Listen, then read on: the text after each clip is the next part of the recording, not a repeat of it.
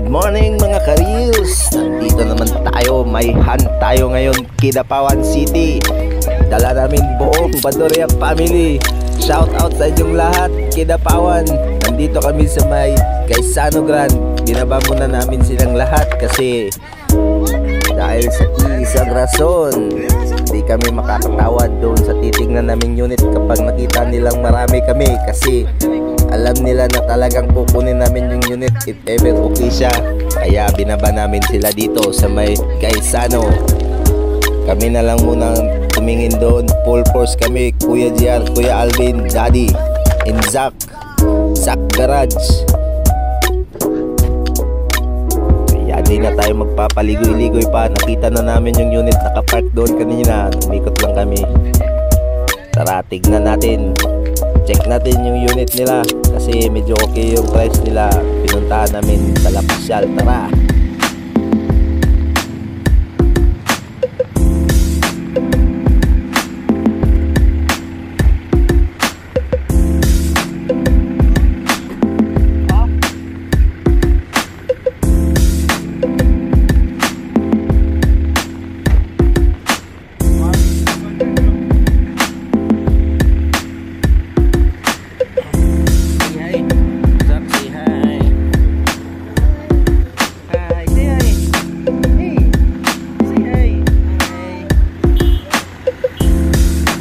Visual check muna tayo mga boss. Medyo may mga repair na kailangan tong sasakyan nila.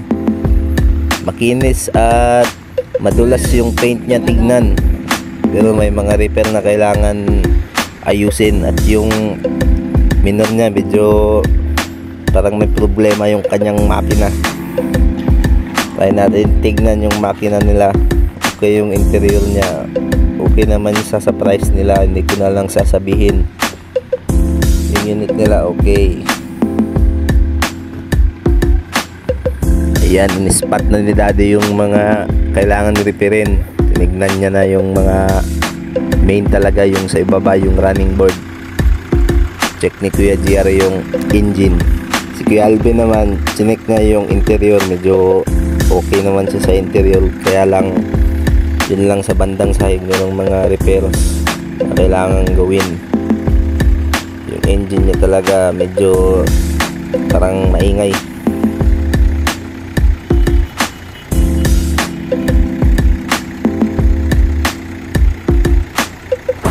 At ito na nga, sinilip na nga ni Daddy yung ating makina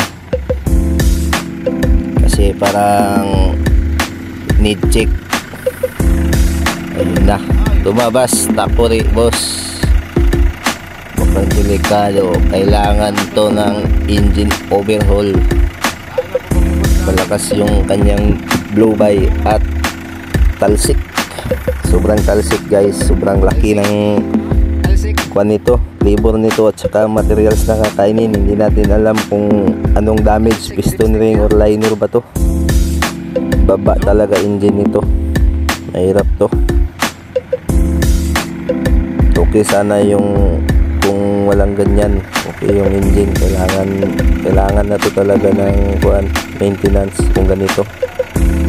Malakas talaga yung pisik niya. Iba talaga yung kanyang minor. Malalaman nyo na may sakit na talaga. Yun, malakas talaga blue niya. Ako, tudas, brabas, iktas. Okay sana kung medyo magpisik lang, wag lang yung usok. Sabi ni Kuya JR, talagang delikado na pag may usok.